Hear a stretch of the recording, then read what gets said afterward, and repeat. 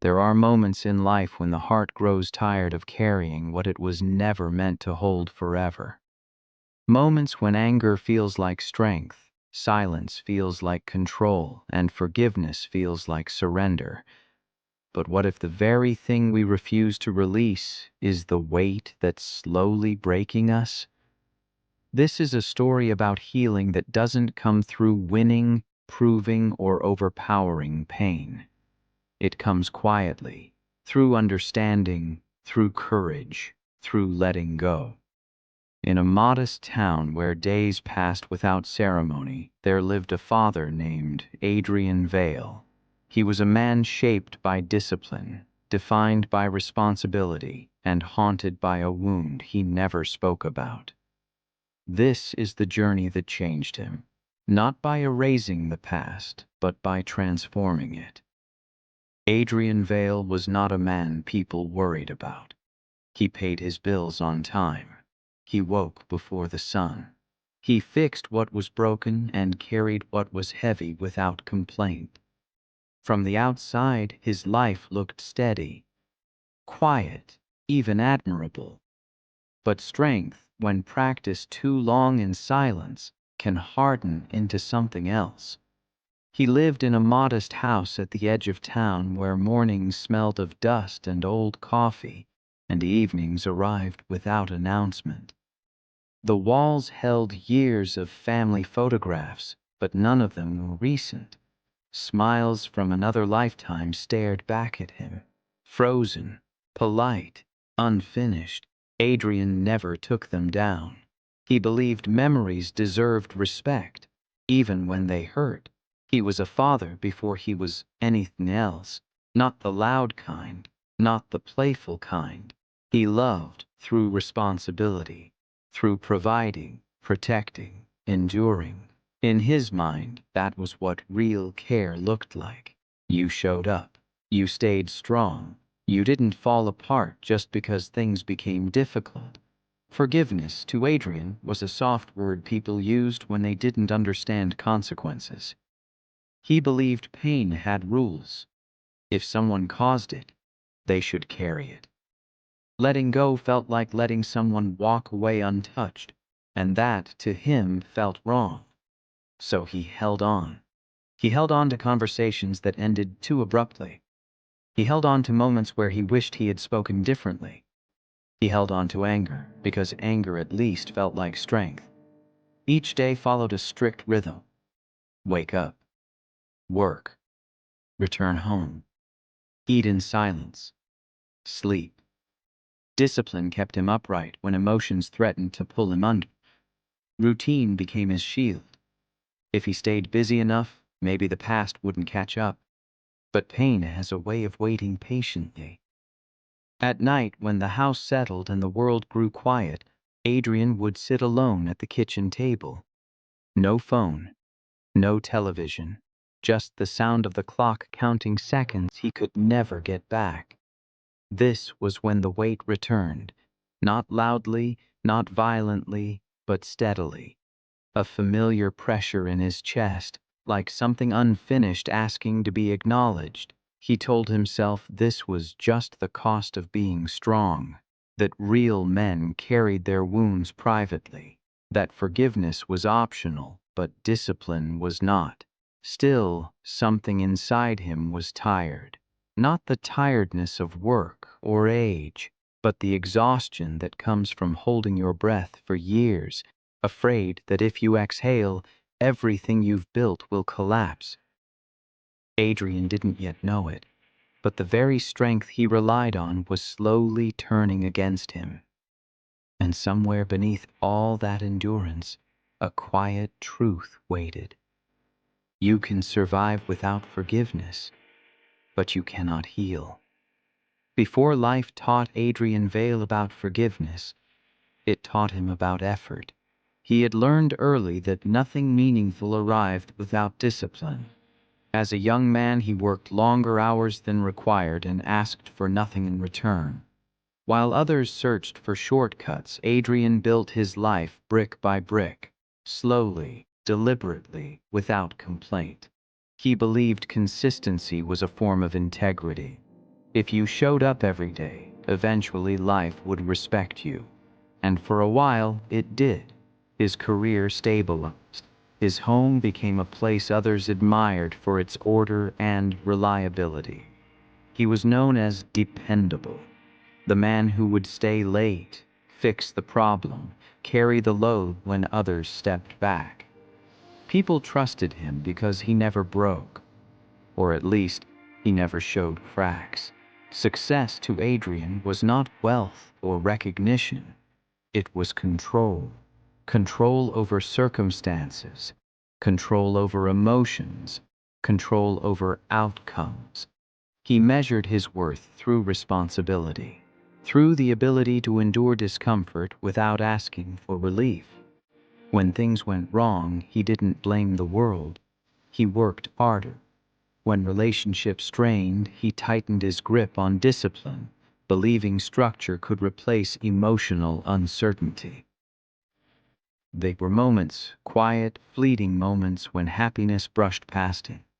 Small victories, a promotion earned, a problem solved, a sense of being needed. These moments convinced him he was doing life correctly. But beneath the rise was a flaw he refused to see. Adrian believed strength meant never needing repair. That feeling was something weaker people required. That forgiveness was a luxury reserved for those who could afford mistakes. When conflict appeared, he chose distance over dialogue. When disappointment arrived, he buried it under routine. He didn't process pain, he organized around it. He believed that if he built his life sturdy enough, emotional fractures would simply disappear. They didn't. Instead, they waited. The higher Adrian climbed through effort, the further he drifted from tenderness, from openness, from the uncomfortable vulnerability that real connection demands. He didn't notice it happening at first. Distance rarely announces itself. It grows quietly, disguised as maturity. People around him felt it before he did. Conversations shortened. Laughter softened. Emotional warmth cooled into politeness. Adrian interpreted this as adulthood, as the natural shedding of unnecessary softness. He told himself this was the price of becoming solid. And still, he pushed forward. Every achievement reinforced the same belief. If I stay disciplined enough, nothing can break me. If something hurts, work harder. If something leaves, stand taller. If something fails, endure silently. From the outside, Adrian Vale looked like a man rising. From the inside, something essential was being neglected.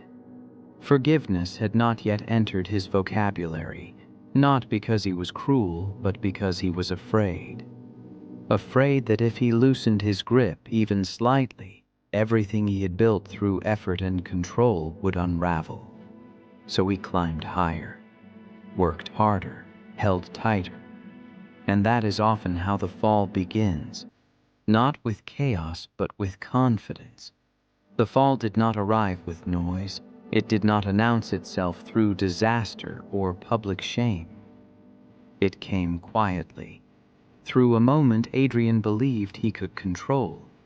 It began with a conversation he had rehearsed in his mind 100 times, one he thought would bring clarity, order, resolution. Adrian had always trusted logic more than emotion, believing that if he explained himself clearly enough, pain would fall into place. But pain does not follow rules.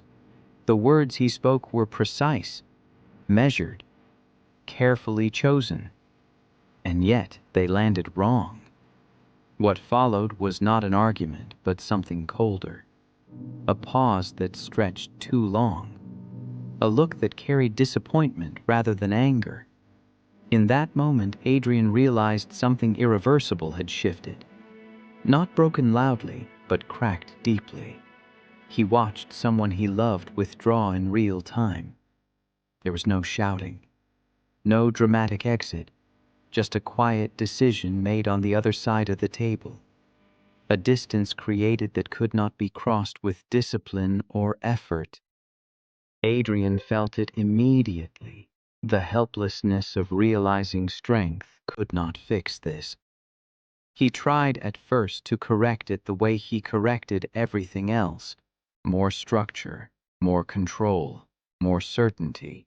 He doubled down on responsibility, believing consistency would rebuild trust. He avoided emotional discussion, convinced it would only reopen wounds. He told himself time would smooth things over. Time did the opposite. Days turned into weeks, weeks into silence. The house, once merely quiet, became hollow. Familiar routines lost their grounding. Meals tasted the same, but meant nothing. Conversations became functional, necessary, polite, distant. This was failure in its most confusing form. There was no single mistake he could point to, no moment he could undo. Just a growing awareness that something precious had slipped beyond reach while he was busy being strong. At night, Adrian replayed the conversation again and again. He analyzed tone, timing, wording, searching for the exact point where things went wrong. But the truth was harder to accept. The failure was not in what he said, it was in what he never allowed himself to feel. For the first time, discipline abandoned him, not outwardly, but internally. His routines remained intact, yet their meaning collapsed. Strength began to feel heavy rather than empowering. Control, once comforting, now felt suffocating. And underneath it all, a dangerous thought emerged. What if holding on is what caused this? Adrian pushed the thought away. He wasn't ready to face it. Accepting that idea would mean questioning the very foundation of his identity. So he did what he had always done when uncertainty threatened him. He hardened. He told himself forgiveness was unnecessary, that people who left had already made their choice. That pain was simply something to outlast. He convinced himself he could carry this the same way he carried everything else. But this loss did not behave like the others. It followed him into every room, sat with him at every meal, spoke through the silence he could no longer ignore. The fall was complete, not because he failed outwardly, but because his inner certainty collapsed. Adrian Vale, the man who believed strength could solve anything, was facing a truth he had never prepared for. Some things do not break because you are weak. They break because you never learned how to let go. Adrian did not accept the loss. He reorganized around it. Denial for him did not look like confusion or disbelief. It looked like certainty. He told himself he understood exactly what had happened, and exactly why forgiveness was unnecessary. In his mind, the story was clear. He had done his part. He had stayed disciplined. He had remained responsible. If something fell apart, it wasn't because he lacked effort. It was because others couldn't endure. This belief gave him relief, at least temporarily. It allowed him to keep his identity intact. If he was not at fault, then nothing about him needed to change. He could continue forward exactly as he was, strong, controlled, unyielding. So he clung to the past. He replayed memories, but only the ones that justified his pain. He remembered sacrifices made without recognition, moments where he swallowed his own needs to keep things stable, times he chose duty over comfort. In these recollections, forgiveness felt unfair, like erasing the cost he had paid. Anger became his companion, not loud anger, not violent anger, but a cold, steady presence that kept his emotions contained. It filled the space where grief wanted to surface. As long as he stayed angry, he didn't have to feel how deeply he missed what was gone. Adrian convinced himself that holding on was an act of self-respect. To forgive, he believed, would mean admitting his pain didn't matter, that the wound could simply be dismissed, that endurance had been meaningless. So he resisted. He kept routines rigid, conversations brief, emotions locked behind discipline. When regret appeared, he reframed it as responsibility. When sadness crept in, he labeled it weakness. He had built his life on the belief that feelings were obstacles, not guides. But denial has a cost. The more Adrian justified his resentment, the heavier it became. The past stopped being something he remembered and started being something he lived inside. Every quiet moment dragged him backward. Every empty room echoed with words never spoken. He noticed it in small ways. His patience shortened. His sleep grew shallow. His presence felt distant even to himself. He was no longer just protecting his pain. He was feeding it. And pain, when fed, grows. Still, he refused to release it, because letting go would mean facing the grief beneath the anger. It would mean admitting that strength alone had not been enough. It would mean risking vulnerability after years of emotional control, and that terrified him. Adrian told himself he was fine, that this phase would pass, that time would dull the edges of loss without requiring forgiveness. He believed endurance would eventually turn into peace. But peace does not come from resistance, it comes from acceptance. And until Adrian was willing to face that truth, denial would keep him exactly where he was, stuck between the past he couldn't change and a future he couldn't reach. The pain was no longer sharp, it was settled, and that made it more dangerous. The lowest point did not arrive all at once. It settled in slowly, like dust in an abandoned room. Adrian's world grew quieter than he ever intended. Not peaceful, empty. The kind of silence that presses against your chest and asks questions you've been avoiding.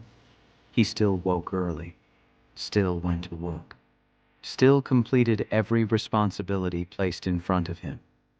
On the surface, nothing changed. Inside, everything had. The anger that once fueled him began to fade, leaving behind something heavier. Without it, there was nothing to distract him from the truth he had been resisting. He was alone, not just physically, but emotionally. And for the first time in his life, discipline could not cover the emptiness. Evenings became unbearable. He would sit in the same chair, staring at nothing in particular, feeling time move without him. The clock still ticked, but it no longer guided him forward. It mocked him, counting moments he felt unworthy of living fully. There were no tears, just a numbness so complete it frightened him. This was the cost of holding on too long. Pain, when carried without release, does not stay sharp. It goes dull, and dull pain seeps into everything. It drains color from ordinary days. It turns memories into weight. It convinces you that this is all life will ever be. Adrian stopped expecting relief. He stopped imagining reconciliation. Stopped believing healing was possible. Stopped asking himself what came next. He wasn't suicidal. He wasn't dramatic. He simply existed. And that, in its own quiet way, felt like a failure greater than any mistake he had made before.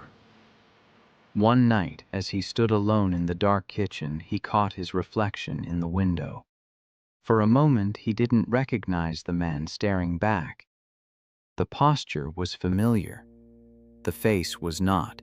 Something in his eyes looked tired beyond age, like someone who had been bracing for impact for too long. That was when the realization surfaced, uninvited and undeniable. I can't carry this forever. The thought didn't bring comfort. It brought fear, because if he couldn't carry it, then what was he supposed to do with it? He had built his entire identity around endurance, around being the one who held everything together. Admitting he was empty felt like surrender. And yet, beneath that fear, something else stirred. A faint awareness that this emptiness, this lowest point, was not a punishment, but a signal. A moment where the old way had finally reached its limit. Change did not arrive that night, but for the first time, Adrian stopped fighting the silence. He allowed himself to sit with it, to feel the weight without explaining it away, to acknowledge that surviving was no longer enough. This was the moment before transformation becomes possible, not because answers appear, but because resistance fades. The encounter did not feel important at first. That is how most truths arrive. Unannounced, unremarkable, easy to dismiss. It happened on a morning Adrian almost stayed home. The air was cool, heavy with the quiet of early hours. He had gone out not for purpose, but for movement, walking simply to escape the walls that had begun to feel too close. His steps carried him to a small park he had passed 100 times before and never entered.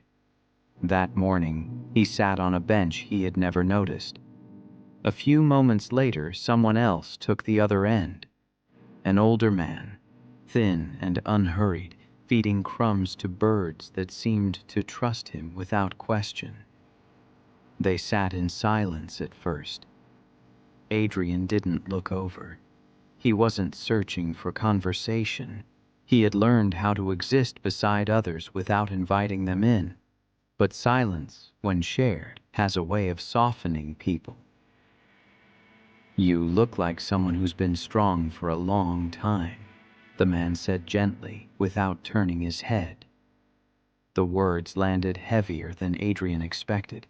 He almost dismissed them, almost stood up and left, but something in the tone, unassuming, without judgment, kept him seated. He gave a small nod. Nothing more. The man continued, voice calm. "Strength does that. It teaches you how to carry things, but it doesn't teach you when to put them down." Adrian felt his chest tighten. He stared ahead, jaw set. No one spoke to him like this. No one ever named what he carried, and hearing it spoken aloud made it real in a way he wasn't prepared for. "I don't believe in letting people off the hook," Adrian said quietly. "Some things shouldn't be forgiven." The man smiled, not kindly, not smugly, just knowingly. "Forgiveness isn't about letting someone else escape," he said.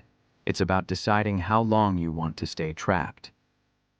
That sentence stayed suspended in the air. Adrian wanted to argue, to explain, to justify, but the words didn't come. Because for the first time, someone had said what he had refused to admit. His pain was no longer about the past. It was about the present he was sacrificing to keep it alive. The birds scattered. The moment passed. The man stood, brushing crumbs from his hands. Before leaving, he added softly, "You don't forgive because someone deserves it. You forgive because you deserve peace." Then he walked away, leaving Adrian alone on the bench with the truth he could not unhear. Forgiveness still felt impossible, but for the first time it felt necessary, and that was enough to begin. Rebirth did not feel dramatic. It felt awkward. Adrian expected change to arrive like a decision, firm, clear, final. But what followed the encounter was something far less certain, a hesitation, a quiet internal shift, a growing awareness that holding on had become more exhausting than letting go.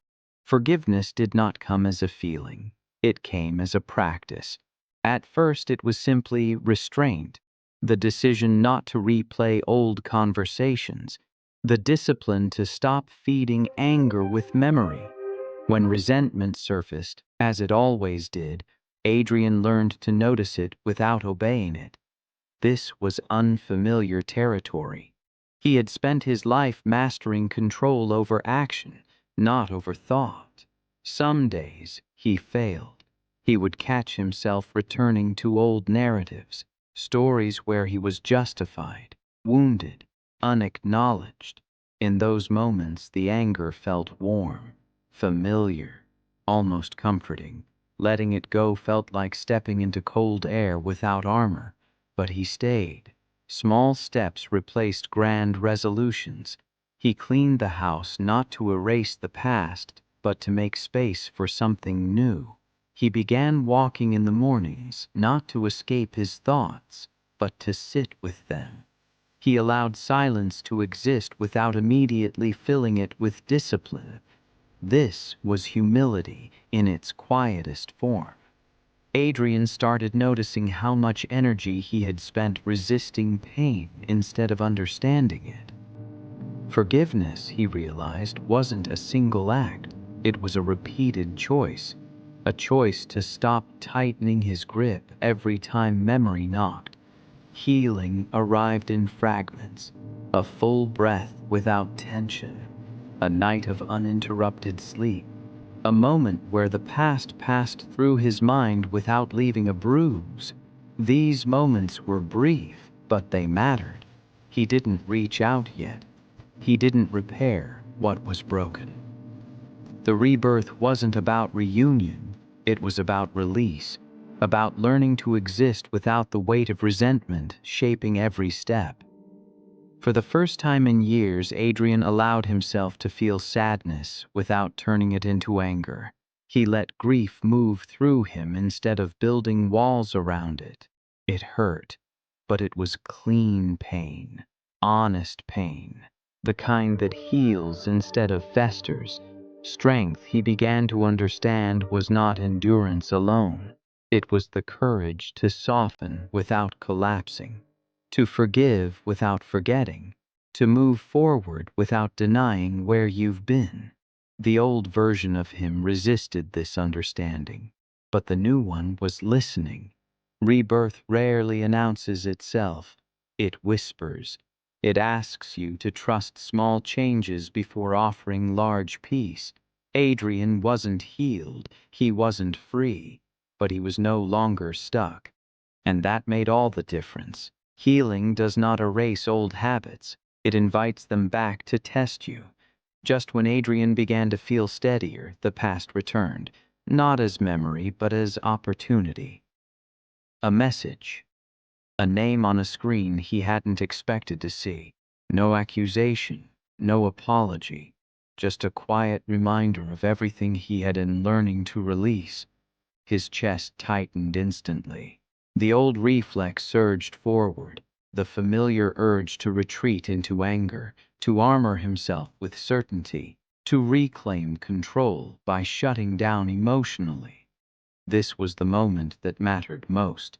Not the days of reflection or quiet growth, but the instant when healing was challenged. Forgiveness, he realized, is easy in isolation. It is tested in connection. Adrian felt the pull to respond from his former self, to speak from pride, to protect his wounds by reopening theirs. It would have been effortless, natural, satisfying in the short term. He didn't. Instead, he paused. He noticed how his body reacted. Tight shoulders, shallow breath, racing thoughts. He named the feeling without judging it.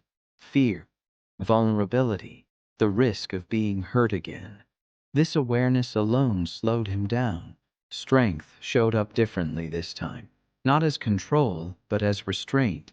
Not as silence, but as intention. Not as withdrawal, but as honesty.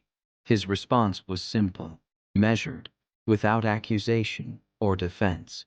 He did not ask for forgiveness. He did not demand understanding.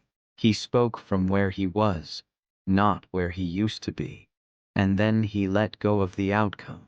That was the hardest part. Old Adrian would have replayed the exchange endlessly, searching for dominance or validation. This Adrian chose peace over perfection. He allowed uncertainty to exist without tightening his grip. The struggle didn't end there. Doubt followed him for days. Questions resurfaced. Was I too soft? Did I give too much? The temptation to retreat into old patterns lingered. Healing does not protect you from discomfort. It teaches you how to stay present through it. And Adrian stayed. Each time resentment tried to reassert itself, he returned to the same practice. Notice, breathe, release. Discipline returned, not as rigidity but as consistency, the daily choice to respond differently, to honor progress without demanding certainty. This was strength refined, not the kind that dominates, but the kind that endures honestly, not the kind that wins, but the kind that heals. The new struggle proved something essential. Transformation is not proven by how much you change in solitude, but by how you show up when old wounds are touched. Adrian did not emerge untouched. He emerged truer. Peace did not arrive as happiness. It arrived as steadiness. Adrian noticed it one morning while standing by the window, watching light stretch slowly across the street. Nothing remarkable had happened. No message. No breakthrough. No reconciliation. And yet, something inside him felt settled. The past no longer rushed at him when his mind wandered. Memories came and went without demanding reaction. They were still there, but they no longer owned him. Forgiveness had done what discipline alone never could. It loosened time's grip on his heart. Purpose began to return, not as ambition, but as presence. Adrian listened more, spoke less, but with intention. He stopped measuring strength by how much he could endure and started measuring it by how honestly he could live. Relationships softened, not because others changed, but because he did. He no longer needed control to feel safe. There was space now. Space for laughter that didn't feel forced, for silence that didn't ache, for moments that existed without being analyzed. The weight he had carried for so long had been replaced by something lighter, not joy, but peace. And peace, he learned, was enough. Forgiveness had not rewritten the past. It had rewritten him. He still believed in discipline, still valued responsibility, but they were no longer weapons against emotion. They were tools for balance. Strength and softness existed side by side, no longer at war.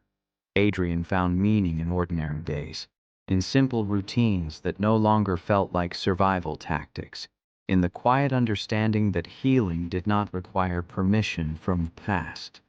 The new dawn was not loud. It did not announce victory. It simply arrived, steady, warm, real. And for the first time in a long while, Adrian was not bracing for loss. He was living. There comes a moment in every journey when the story stops being about the character and begins to speak to you. Adrian's path was never about becoming stronger than others. It was about becoming honest with himself, about understanding that forgiveness is not a gift you give to someone who hurt you. It is a release you give to yourself. Some wounds do not heal through time alone. They heal through courage, the courage to stop carrying what no longer serves you. Forgiveness does not erase what happened. It frees you from reliving it. It does not excuse behavior. It ends bondage. It does not make you weak. It returns your strength to you. Holding on may feel like power, but it slowly drains your life. Letting go feels risky, but it opens the door to peace. Discipline can build a life, but only forgiveness can soften it enough to live inside. You are allowed to grow beyond your pain. You are allowed to choose peace without betraying your past. You are allowed to become someone new, even if no one apologizes. Healing is not loud. Transformation is not instant. Rebirth begins quietly, when you decide that your future deserves more than your resentment. If this story found you at a moment when you are tired of holding on, let it be a reminder. You don't have to carry everything forever. Sometimes, the strongest thing you can do is let go. If this story gave you something to reflect on, take a moment to sit with it. And if you believe someone else needs to hear it, share it. Stay with stories that heal. Subscribe for journeys that remind you of your strength. Peace is waiting.